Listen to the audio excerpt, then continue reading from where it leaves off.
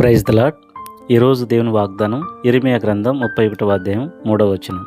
చాలా కాలం క్రిందట యెహోవా నాకు ప్రత్యక్షమై నేను శాశ్వతమైన ప్రేమతో నేను నిన్ను ప్రేమించుచున్నాను గనుక విడవక నీ ఎడల కృప చూపుచున్నాను. ఈ లోకంలో చాలా ప్రేమలు కారణాలపై ఆధారపడతాయి. అనగా మన ప్రవర్తన బాగుంటే ప్రేమిస్తారు.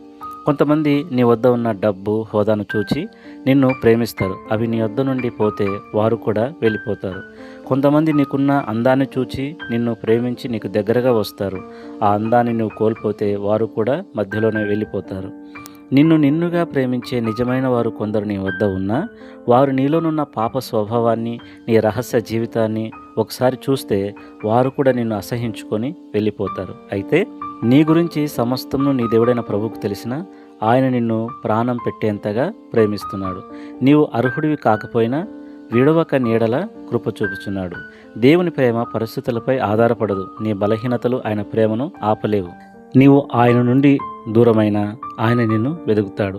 దేవుని ప్రేమ శిక్షించడానికి కాదు, నిన్ను మార్చడానికి వస్తుంది.